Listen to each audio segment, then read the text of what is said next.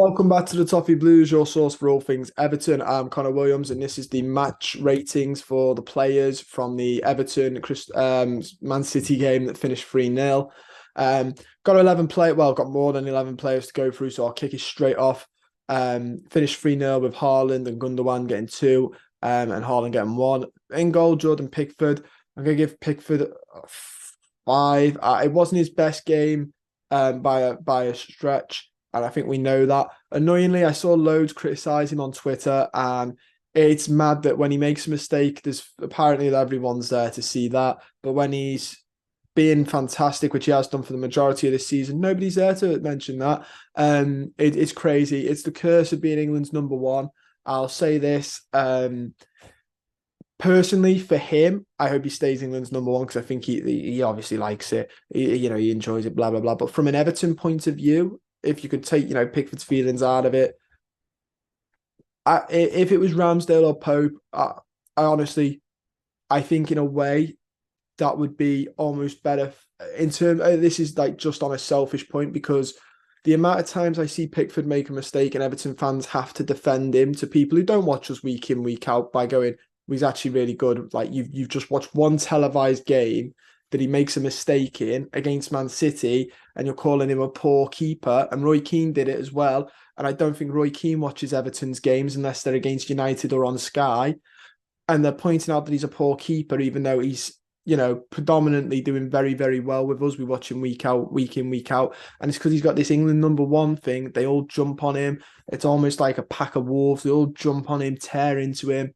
And the thing is, people will go, Ramsdale's better, Pope's better, especially Newcastle and Arsenal fans, because that's their player. If one of them ever get the chance of it, Ramsdale is susceptible to his own mistakes, as we've seen. Pope this season has had some blundering mistakes, including that red card. Now imagine the fume if that was Pickford. They don't get the fume because they're not England's number one. But if they ever get to be England's number one, I guarantee you that's what will happen to them. Fans will turn on them. They will go, why is he England's number one? He's rubbish. It should be It should be A, B, C. Probably some up and coming English keeper. They'll be like the next hottest thing. So in a selfish way, I wish Pickford wasn't, because then Everton fans wouldn't have to bat for him every 2 minutes. Not that we mind because he's one of our players, but we're batting for him every time there's a televised game. And it's just like you're doing it because you're a pack mentality and he's England's number one. If it was Pope, you'd all be doing it to Nick Pope. If it was Aaron Ramsdale, you'd all be doing it to Ramsdale. Like, it's because they've been labelled England's number one. It's actually worse, I think, sometimes, because if they make one mistake, you've got pretty much half a nation of football fans who support England coming for you.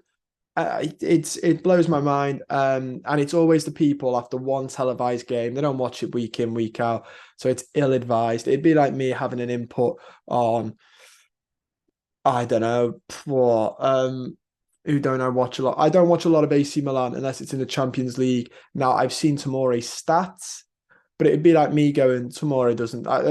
Against Inter, I don't think there was a brilliant of a game from Tomori. It'd be like me going, why do people think he belongs in the England squad? He's rubbish. Only watched one game. How would I know? How would I know? He could be brilliant for the others. The other 30 odd, he could be fantastic. He's won a trophy. No, rubbish, because I watched one game of televised football. So yeah, that's my rant over on Jordan Pickford and the state of the national media and fans, the national fans as well. Next we have Patterson. I'm going to give Patterson a 5.5. I thought he did an all right job. Nothing brilliant. A lot of these are bang average because it's City and we didn't get a lot of time on the ball. So it's a bit hard to judge players when you couldn't really get on the ball. So yeah, I'm going to give him a 5.5. I thought he did okay. He wasn't, shocking. He wasn't I wasn't watching him go, whoo, yeah. So yeah, 5.5 for Nathan Patterson. He made a couple of clearances, a couple of blocks, a couple of tackles. He had an okay game. Next, we have Yerry Mina. I'm going to give him a 6. I thought a 6.5. I thought Yerry Mina had an all right game. He tried to tease Haaland a little bit with scratches all over him. and stuff like that. He's a very, very good player. I think we're starting to see why people say. I think we're remembering how good he can be. Made 2 clearances, 1 tackle, 2 tackles, 2 interceptions. Sorry, 1 tackle. Wasn't dribbled past. Had a couple of accurate passes as well. He's a decent passer of the ball. 52 accurate passes with a 94.5% pass accuracy rate. Yeah, very, very good. Obviously, Pep Guardiola moaning about him at the end. Pep Guardiola is a fantastic. I don't even know how to say this. Like sort of gaslighter. I don't even know if that's the right. He just is mental. When Klopp moans, Klopp moans. He just comes out and moans. The grass is too long. The player does this. The time. This. He just moans. But Guardiola does it in an interesting way. And this isn't the first time we've seen him do this. He compliments and moans, or compliments and digs at you. So he said we're the best team on the transition in the league, and I don't think that's true. I think he was being a bit of mind games there. But with Yerry Mina, he was like, he said to him, "Well, you're a really good player. You're so good. You're so good. You don't have to do that. You don't have to. Why'd you do that? You don't have to. You're so good on your own. You don't have to."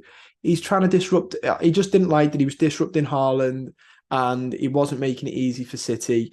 He's moaning, but he's doing it in a way where he's like, "Oh, come on, Mina, you don't need to do that. You're fantastic." And he's done it a couple of times with players. We've seen him rant and rave at players on the opposition team. And we're like, what's that about? And they're like, oh, he's telling me I was really good, but, to cut certain bits out. He does it all the time. Pep is fantastic at that.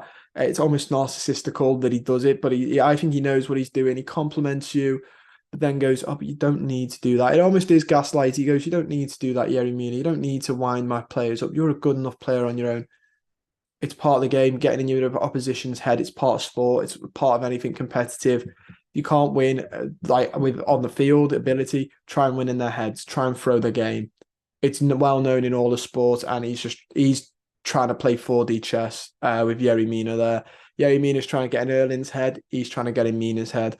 Next we have Tarkowski. I'm going to give him a 7. Thought Tarkowski had a good game. 3 clearances, 1 block shot, 2 interceptions, 1 tackle, wasn't dribbled past at all. Passes weren't as good, 83.7% pass accuracy, but overall good game for Tarkowski. If any of them can say after a 3-0 win they had a good game, it's probably him. Next, we have Mason Holgate. I'm going to give like a 4.52. It wasn't the best game from Holgate, and I think he knows that. It was always going to be tough, though, because he was put out on the left and he's not left-footed. I know Deitch said he's played there before, but I think that was like 1 game years ago. I think that's a little bit harsh. But to be fair on him and Deitch, I think there wasn't many other players you could stick there. Mikalenko's the only left-back at the club, the only left-footed defender, unless you count Vinagre, which is like an El Ghazi from last year. Why did we sign him if we're not going to use him? Even Frank Lampard wasn't using him. So Holgate was always going to find it a bit tough, and he found it very tough. And you could see once he come off, he was frustrated. I think Mason Holgate's a bit like Michael Keane, needs to leave Everton for the sake of his football career. I think a fresh start would do him and Michael Keane the world of good, and that's in the most nice way. Not you're rubbish, get out the club, but it would be better for both parties. Holgate as well, interestingly, positionally, he was one of the lowest back. I'm going to try something quite radical now and show you my phone screen for SofaScore, average player positions. Number 4, Mason Holgate. There you can see his heat map on the attack. All the Everton players here, all the defenders, 1, 2, 3, and 4. So at left back, he is right in front of the area. Hasn't moved much. You can see he got a little bit here and a little bit there. That'll be from a corner, a little bit there, but majority of the time spent his time here on the pitch. I just don't think he was comfortable. He couldn't support because he's not left-footed. What would be the point in him doing an overlapping run for McNeil? He's not going to whip it in on his left. And to be fair to Sean Dyche, in case people are going to go, oh yeah, it's Dyche's fault then. Who was Sean Dyche going to stick there? He put Cody and moved to a 3 in the end, which if Mikalenko's not free might be the way forward in the next game against Wolves. But you weren't going to stick Cody out there on his own as a fullback because he's not got the pace. We've tried it with Ben Godfrey, and Ben Godfrey's had a couple of bad games now that suggest that he shouldn't be playing as a fullback. Ultimately, as much as the club needs a striker, and it does, we also need to address the fullback positions as well, because that's where we've not had many good players come back in. We have Mikalenko at left back. That's the only left back at the club. At right back, we have a 30-odd-year-old Seamus Coleman. I believe he's 35 now. And Nathan Patterson. Patterson, I don't think is quite ready yet to take Seamus Coleman's mantle. Seamus Coleman, it's a bit cruel to expect him to play 35 games a season at his age. Could have done with maybe getting Patterson or a younger player after in a couple of years, but got like a 25-year-old who's ready to play football now, in my opinion. But yeah, fullbacks need to be looked at as much as a striker. So it'll be interesting to see what the club's summer transfer policy is. Next, we have James Garner. I'm going to give him a 6.9. I thought Garner had an all right game as well. Picked up that yellow card for Foden that caused the goal, which is a bit of an upset. Had 38 touches, 24 passes, which is just showing you the defenders had more ball than he did. He had one key pass, couple of crosses, couple of long balls. Ultimately, though, I think from the back four, like the midfielders now upwards, really struggled to get a hold of the game. Idrissa Gueye, going to give a 6.7, played 56 minutes, 21 touches, 92% pass accuracy with 12 passes. Won his ground duels, all of them. Was lost in possession twice, made one interception, 3 tackles, wasn't dribbled past at all, which is good. But yeah, like I said, struggled on the ball, as did a lot of these players. Next, Alex Iwobi, I'm going to give him a 6.4. Again, 43 touches, 27 passes with an 84.4% pass accuracy, no key passes. He was made a foul once, lost possession 8 times, made 1 clearance and was dribbled past once. Again, it's tough for him. He just struggled to get in the game, as did a lot of them. Decore, I'm going to give a 6.6. I thought his pressing early on was fantastic by Decore. In that cam role, central attacking midfield role as a presser, he's up there with like almost like a second striker, but for the press on behind DCL is fantastic. I think that's a really great role for him. He's got the energy, he's got the stamina, and it's working for us. Really fantastic. It showed against Brighton what he can do. He's also quick. He can break with a bit of pace when he wants to. He had 42 touches, 27 passes, 87.1% pass accuracy. He won half his ground duels, was lost possession 7 times, gave away 2 fouls, was offside once. He made 1 interception, 2 tackles. Yeah, it was just a run of the mill. Like I said, a lot of these struggled. Dwight McNeil, I'm going to give a 7.3 for. He got 0.05, XG. I believe that might be the second highest XG in this game. But he got 67 touches, 84.4% pass accuracy. Did manage to make 3 key passes, got 8 crosses in, 3 of them were accurate. Here's where he really shines, though. He won 6 of his ground duels. He did lose possession 16 times, which is an awful lot. But he was in a tough position where he'll have had to drop back defensively and run forward, which proves it in his defensive stats: 3 clearances, 1 block shot, 4 interceptions, 3 tackles. He was dribbled past twice. But yeah, I think Dwight McNeil put in the force, put in the energy. Under Deitch, he's a completely different player, and our best. He's almost like Iwobi was last season. He's our best player now, turning it up when needed. He's now our top goal scorer with like 9 goals or something. And now we have Dominic Calvert-Lewin, who played half a game.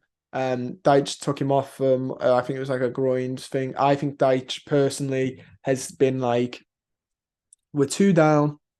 We're not going to get back. We're going to manage you a bit carefully. Come off. Let us put Muay Thai on. We need you for the next 2. And if that's the case, I'll be very happy with that. A couple of neutral football accounts was like, it's so defeatist. It's Man City and it's 2-0.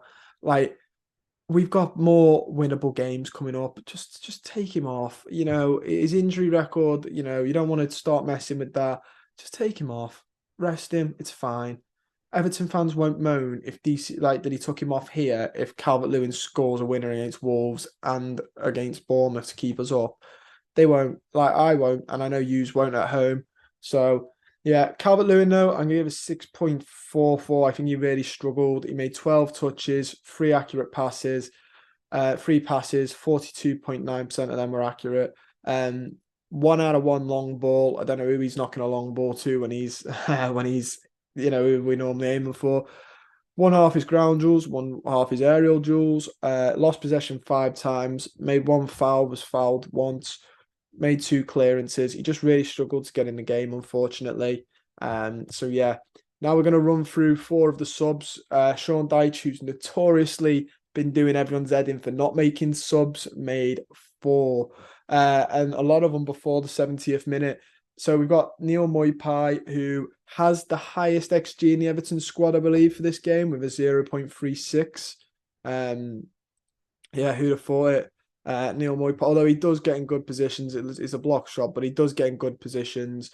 He just can never finish his dinner, bless him. So 11 touches, 8 accurate passes. He that was pretty much it for him. That's it. He lost possession once. Wasn't an amazing game by Moipai, but it was against City. That has to be the sort of excuse, the asterisk on all of these. It was against City. So we got Connor Cody next, played 34 minutes in a back three. 29 touches, 26 accurate passes, 3 long balls, 2 of them accurate. Lost possession 3 times, which is a bit alarming at centre back, but we move. I'm going to give Cody a 6.5. Onana, I'm going to give a 6.5 to as well. No, I'm giving him a 6.6. 34 minutes played, 31 touches, 27 accurate passes, 3 accurate long balls. He lost possession 4 times and didn't do much defensively, which is why I'm giving him a 6.6. Again, though, he played, 34 minutes. So, and against City, it was tough to get on the ball.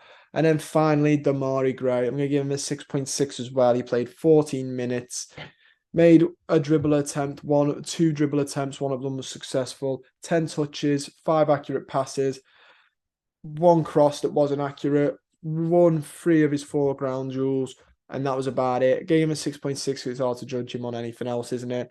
But that's the player ratings. Let me know if you agree, disagree on all of them. Look forward to reading them. Don't forget to subscribe to the channel if you're not already. Comment down below and leave your thoughts. And I'll see you guys very soon.